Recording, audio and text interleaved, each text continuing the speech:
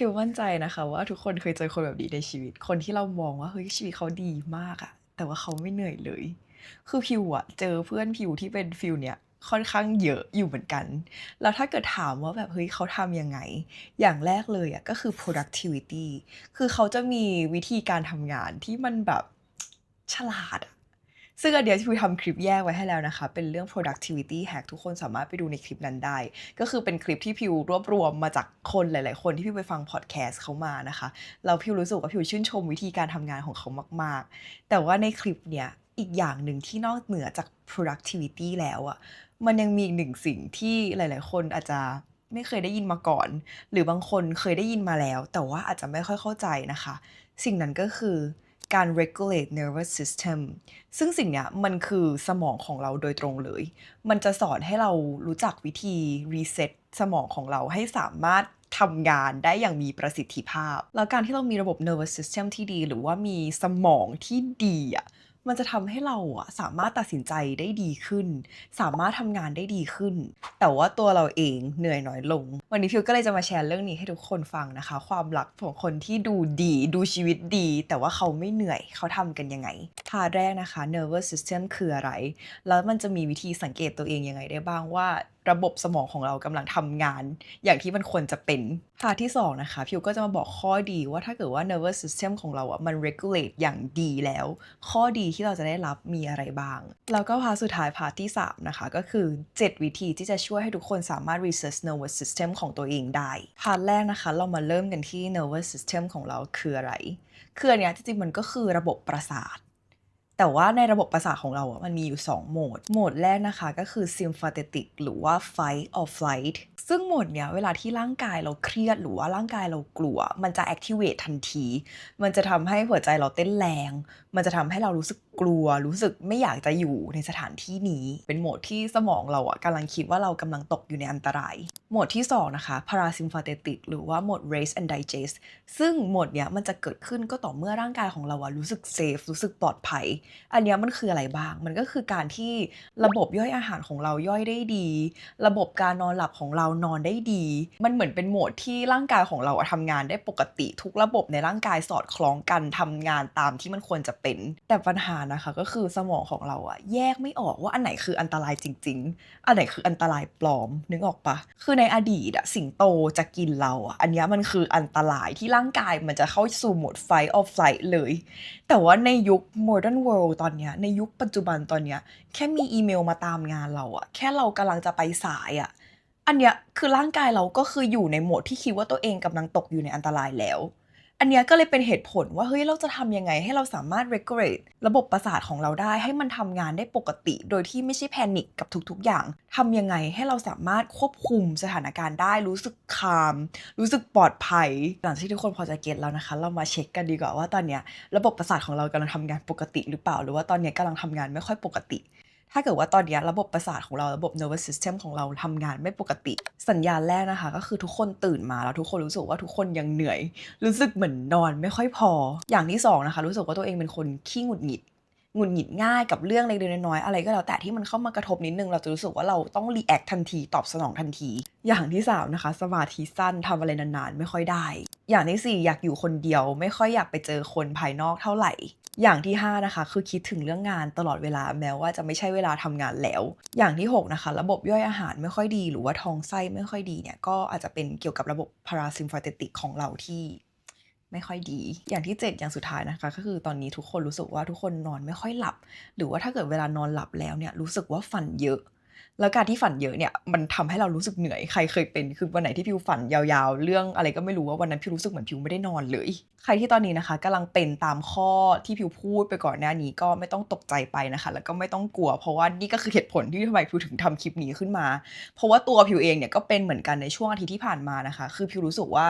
พิวนอนเยอะนะแต่ว่าพิวเหนื่อยแล้วพิวรู้สึกว่าเฮ้ยมันไม่ได้แล้วพิวก็เลยต้องหาวิธีนะคะว่าทำยังไงให้ร่างกายของเรามันสามารถกลับมาเป็นปกติโดยที่เรานอนแล้วเรารู้สึกว่าเรารีชาร์จจริงๆไม่ใช่นอนเรารู้สึกว่าเฮ้ยตื่นมาแล้วทำไมมันเหนื่อยคือพิวเข้าใจว่ามันเป็นความรู้สึกที่แบบรู้สึกไม่ดีแล้วพิวรู้สึกว่าอันเนี้ยมันต้องหาทางแก้ พาร์ทที่2ก็คือทำไมเราต้องรู้เรื่องนี้แล้วมันมีประโยชน์อะไรกับชีวิตของเราสิ่งที่มันจะเปลี่ยนไปอย่างแรกเลยนะคะคือผิวพรรณของเราจะดีขึ้นอันนี้คือเป็น benefit ที่สาวๆหลายคนหรือว่าแม้กระทั่งผู้ชายหลายๆคนน่าจะชอบนะเพราะว่าการที่เรามีความเครียดสะสมในร่างกายมันก็คือฮอร์โมนคอร์ติซอลแล้วฮอร์โมนคอร์ติซอลอันเนี้ยมันทำให้ร่างกายของเรามัน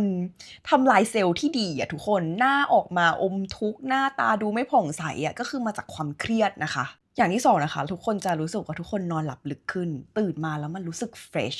ไม่ได้รู้สึกว่าสมองมันฟอกกี้แล้วในระหว่างวันทุกคนจะรู้สึกว่าทุกคนทำงานทุกคนตัดสินใจเรื่องต่างๆได้ดีมากเพราะว่ามันเกิดจากการที่เรานอนหลับดีอย่างที่3นะคะทุกคนจะอารมณ์ stable มากขึ้นคือไม่ว่าจะเจอปัญหาอะไรก็แล้วแต่ทุกคนจะรู้สึกว่า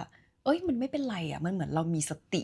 เพราะว่าเราไม่ได้อยู่ในโหมด fight or flight นึกออกปะคือเวลาที่เรากลัวบางทีเราจะตัดสินใจอะไรบางอย่างที่มันอาจจะไม่ค่อยดีสักเท่าไหร่อย่างที่4นะคะทุกคนมีการตัดสินใจที่ดีขึ้นเพราะว่าตอนที่ทุกคน regulate nervous system ได้ดีแล้วเนี่ย prefrontal cortex ของทุกคนมันจะทำงานได้ดีขึ้นซึ่งสมองส่วนเนี้ยมันก็คือสมองที่ช่วยในการตัดสินใจอย่างที่5นะคะก็คือทุกคนจะมีความสัมพันธ์กับคนอื่นที่ดีมี relationship ที่ดีเพราะว่าถ้าเกิดทุกคนนอนดีทุกคนกินดีทุกคนรู้สึกเซฟในตัวเอง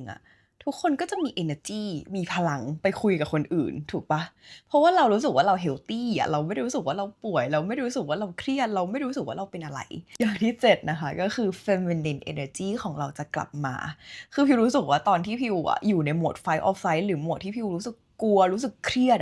พิวรู้สึกว่าพิวมัสคูลีนมากทุกคนพิวรู้สึกว่าพิวต้องฟอร์สพิวต้องบังคับพิวต้องให้ทุกอย่างมันเป็นไปตามที่พิวต้องการ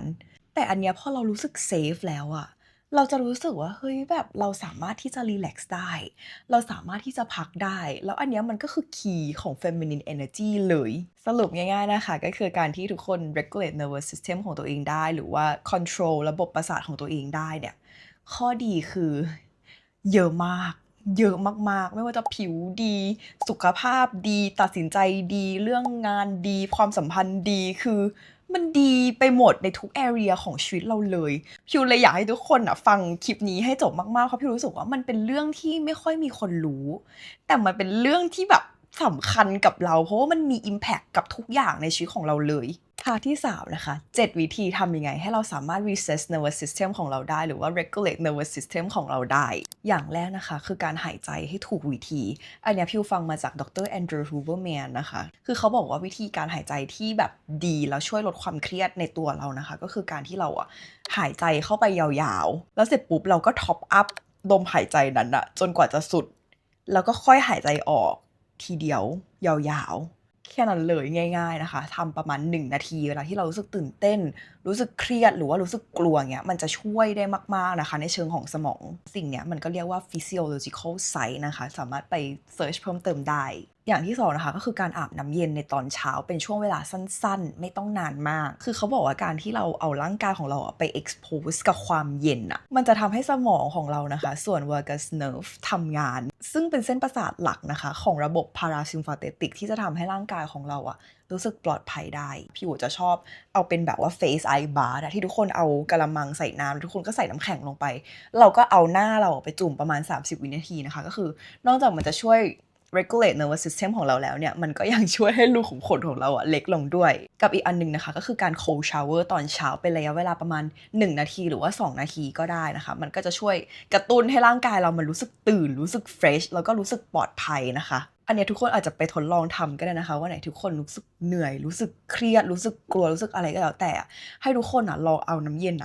ลาดหน้าตัวเองดูหรือว่าลาดต้นคอเราดูนะคะแล้วทุกคนจะรู้สึกแบบรู้สึกตื่นแล้วพี่รู้สึกว่ามันเป็นฟีลลิ่งที่รู้สึกดีมากๆเลยนะมันเหมือนเรา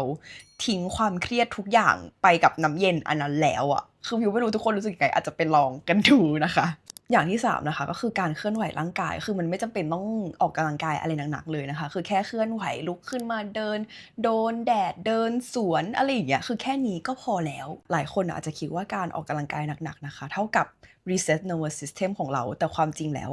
กีฬาที่มันหนักมากๆมันอาจจะทำให้เราเครียดกว่าเดิมก็ได้การเคลื่อนไหวที่ดีที่ระบบประสาทของเราชอบนะคะก็คือการไปเดินในธรรมชาติอย่างเงี้ยเดินสัก30นาทีเดินสัก60นาทีอย่างเงี้ยให้ ร่างกายของเรามันได้รู้สึกผ่อนคลายอะไม่ใช่รู้สึกเครียดอย่างที่2นะคะก็คือการโยคะหรือว่าการยืดเส้นอยู่ที่บ้านอย่างเงี้ยคือก่อนนอนอาจจะยืดเส้นสักนิดหนึ่งให้ร่างกายรู้สึกว่าได้รีแลกซ์แล้วก็อย่างสุดท้ายนะคะก็คือการเต้นอยู่ในห้องอาจจะไม่ต้องมีใครเห็นแต่ว่าเราก็เต้นตามเพลงที่เราฟังอย่างเงี้ยเต้นสัก5นาทีสัก1เพลง2เพลงเต้นอะไรก็เต้นไปหน้ากระจกมันไม่มีใครเห็นสิ่งเนี้ยมันทำให้ร่างกายรู้สึกสนุกแล้วก็รู้สึกว่าได้ผ่อนคลายนะคะพี่รู้สึกว่าอันเนี้ยเป็นวิธีที่ดีมากๆแล้วทุกคนรู้ป่ะมันมีเป็นงานวิจัยเลยนะคะจากสแตนฟอร์ดว่าแบบการที่เราเดินในธรรมชาติประมาณ90นาทีมันจะช่วยลดการทำงานของระบบสมองเราในส่วนที่ชอบคิดวนๆคิดวนลูปแล้วตรงเนี้ยที่มันทำให้เกิดความเครียดสะสมในร่างกายของเราทุกคนอาจจะแค่ไปลองเดินในธรรมชาติดูนะคะ30นาที60นาที90นาทียังไงทุกคนก็รู้สึกดีขึ้นอย่างแน่นอนอย่างที่4นะคะก็คือการ limit doom scrolling คือพิวรู้สึกว่าการที่มัน doom scrolling ตลอดเวลาอย่างแรกคือเสียเวลาอย่างที่2คือสมองของเรามัน dysregulate นะคะคือเอาจริงๆก็แอบทำยากอยู่เหมือนกันในยุคที่แบบว่าเรามีโทรศัพท์เรามีแอปนู้นเรามีแอปนี้แล้วมันทำให้เรารู้สึกว่าเราติดการ doom scrolling หรือว่าการไถ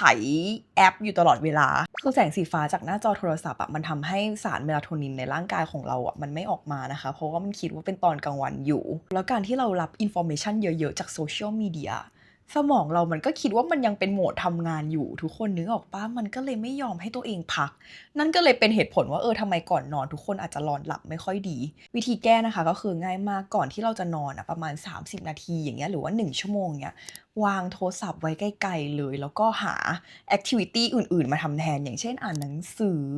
หรือว่าแบบว่าจด journal เขียน journal เขียนขอบคุณอะไรอย่างเงี้ยหรือว่าอาจจะเตรียม meal prep ไว้สำหรับพรุ่งนี้อย่างเงี้ยทำอะไรก็ได้นะคะคือพี่รู้สึกว่ามันก็มีแอคทิวิตีหลายอย่างให้เราทำนะในตอนที่เราไม่ได้จับโทรศัพท์อย่างที่5นะคะก็คือการ co-regulation หรือว่าการอยู่กับคนหรือสัตว์ที่เรารู้สึกว่าเราปลอดภัยอันเนี้ยจริงๆเป็นวิธีที่ง่ายมากเลยนะที่ทำให้ระบบ nervous system ของเราทำงานแบบ regulated หรือว่าทำงานปกติใครหลายๆคนที่เลี้ยงสัตว์พิวว่าเขาเข้าใจความรู้สึกนี้ดีที่แบบเวลากลับบ้านไปจากการทำงานอะไรเงี้ยเขาจะรู้สึกว่าเขาแบบสบายใจเขาจะรู้สึกว่าสัตว์เลี้ยงมันแบบ heal ใจเขาได้คือพิวรู้สึกว่าเป็นอะไรที่ดีมากๆนะคะแล้วก็ง่ายมากๆก็ใครที่ตอนนี้รู้สึกเหมือนไม่ค่อยได้อยู่กับสัตว์เลี้ยงหรือว่าไม่ค่อยได้อยู่กับคนที่เรารู้สึกว่าเราปลอดภัยก็พยายามหาเวลาไปอยู่กับเขาเยอะๆอันเนี้ยมันก็เลยเป็นเหตุผลว่าเฮ้ยทำไมเวลาบางทีเราคุยกับเพื่อนสนิทของเราอย่างเงี้ยคนที่เราแชร์เรื่องนู้นเรื่องนี้ให้เขาฟังแล้วเขาไม่ตัดสินเราเรารู้สึกปลอดภัยกับเขาอย่างเงี้ยแล้วเรารู้สึกเหมือนเราได้ recharge จากเขาด้วยเพราะว่านั่นแหละก็คือ nervous system ของเรามันได้รับการ reset จากคนคนนี้อย่างที่6นะคะก็คือการทำ brain dump หรือว่าเขียนอะไรก็แล้วแต่ที่มันอยู่ในสมองของเราออกมาคือบางทีมันอาจจะไม่ได้เป็นการเขียนที่มีสาระอะไรเลยแต่ถ้าเกิดว่าสิ่งเนี้ยมันเป็นสิ่งที่วนลูปอยู่ในหัวของทุกคนพี่อยากให้ทุกคนเขียนมันออกมาแล้วก็ทิ้งมันออกไปแล้วสมองของเรามันเหมือนได้รับการรีเซ็ตทุกคนมันเหมือนเอาขยะออกมาจากสมองหรือถ้าเกิดใคร productive ขึ้นมาหน่อยอย่างเงี้ยอาจจะเขียนเป็น to do list ก็ได้นะคะเพราะว่าการที่เรารู้ว่าพรุ่งนี้เราจะต้องทำอะไรบ้างแต่ว่าเราไม่ต้องจำเพราะว่าเราเขียนออกมาแล้วเนี่ยสมองของเราก็รู้สึกว่าสมองมันปลอดภัยนะคะเราก็คือนอนได้แล้วไม่ต้องคิดอะไรแล้ววิธีที่7วิธีสุดท้ายนะคะก็คือการมี micro rest ระหว่างวันหรือว่ามีการพักเล็กๆระหว่างวันวิธีที่พิวชอบทำนะคะแล้วพิวรู้สึกว่ามันรู้สึกดีมากเนี่ยอย่างแรกเลยก็คือการนั่งสมาธิก็คือเซิร์ชไปใน YouTube ง่ายๆเลยนะคะว่า10 minutes meditation ก็ได้แหละ10 minutes แล้วก็ลองพักเงียบๆดูสัก10นาทีอย่างที่2นะคะพิวจะชอบเปิดเพลงแบบว่าเสียงธรรมชาติเหมือนเวลาเราอยู่ในสปาอย่างเงี้ยเขาจะชอบเปิดเสียงน้ำตกหรือว่าเสียงอะไรพวกนี้คือพิวชอบมากแล้วพิวรู้สึกว่าสมองของพิวมันได้รับการรีแลกซ์แบบจริงๆก็ประมาณนี้นะคะทั้งหมด7ข้อคือพิวอยากให้ทุกคนรู้ว่าเวลาที่ทุกคนเหนื่อยบางทีมันไม่ใช่ว่าเราเป็นคนขี้เกียจนึกออกปะบางทีมันอาจจะเป็นแค่สมองเราล้าหรือว่าเราไม่ได้รู้วิธีการรีเซ็ตระบบสมองที่ถูกต้องมันก็เลยทำเหมือนให้ร่างกายเราแบบว่ารู้สึกเหนื่อยสะสมรู้สึกเครียดสะสมเรา7วิธีที่พิวแชร์กับทุกคนวันนี้มันก็เหมือนเป็นวิธีที่ทำให้ทุกคนได้กดปุ่มรีเซ็ตสมองตัวเองแบบจริงๆเพื่อที่วันต่อไปเนี่ยเราจะได้มีประสิทธิภาพที่ดีมีสมองที่ดีในการตัดสินใจมีสมองที่ดีในการทำงานการมีปฏิสัมพันธ์กับคนอื่นไปคุยกับคนอื่นมี energy ที่ดีกลายเป็นคนที่แบบว่ามีพลังล้นเหลือแล้วก็มีชีวิตที่ดีแบบทุกๆด้านของชีวิตเพราะว่าหลายๆครั้งร่างกายของเรามันรู้สึกไม่ปลอดภัยจากสิ่งเล็กๆน้อยๆที่เราเจอทุกวันอย่างเช่นรถติดอย่างเงี้ย การที่เราจะไปสายอย่างเงี้ยการที่มีอีเมลการที่มีเสียงแจ้งเตือน LINE อย่างเงี้ยมันก็อาจจะทำให้ร่างกายของเรารู้สึกเครียดไปโดยที่มันไม่รู้ตัวนึกออกเปล่าแล้วการที่ทุกคนแบบว่าหยุดพอสแป๊บหนึ่งหาวิธีที่จะมาจัดการความเครียดเหล่านี้ได้อะพี่รู้สึกว่ามันเป็นอะไรที่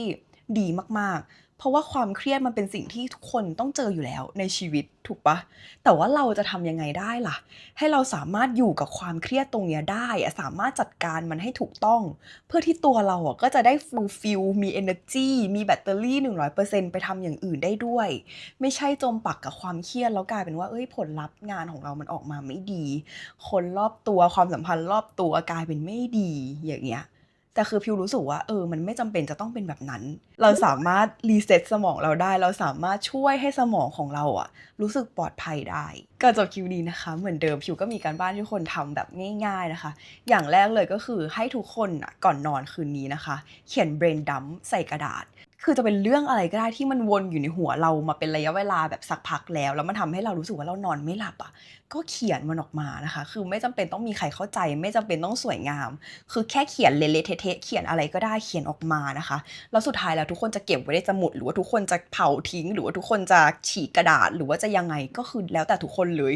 ขอแค่ว่าให้ทุกคนน่ะได้เอาขยะออกมาจากสมองของตัวเองนะคะ แล้วก็อย่างที่2นะคะให้ทุกคนแชร์กับพิวหน่อยว่าทุกคนเคยทำวิธีไหนแล้วทุกคนรู้สึกว่าความเครียดของทุกคนน่ะมันลดน้อยลงแล้วทุกคนรู้สึกว่าทุกคนมีเอเนอร์จีมากขึ้นคือจะเป็นวิธีไหนก็ได้นะคะที่ทุกคนเคยทำแล้วทุกคนรู้สึกว่าเฮ้ยมันเวิร์กจริงๆแล้วทุกคนอยากจะมาแชร์คือพิวรู้สึกว่ามันจะมีประโยชน์กับคนอื่นมากๆทั้งพิวทั้งคนที่มาอ่านในคอมเมนต์นะคะก็ขอบคุณทุกคนนะคะที่ดูคลิปนี้กันจนจบแล้วก็กดไลค์กด Subscribe ให้พิวมาตลอด พิวเชื่อว่าทุกคนที่กดเข้ามาดูคลิปนี้นะคะสามารถมีชีวิตที่ดีได้สามารถมีชีวิตที่ประสบความสำเร็จได้มีความสัมพันธ์ที่ดีได้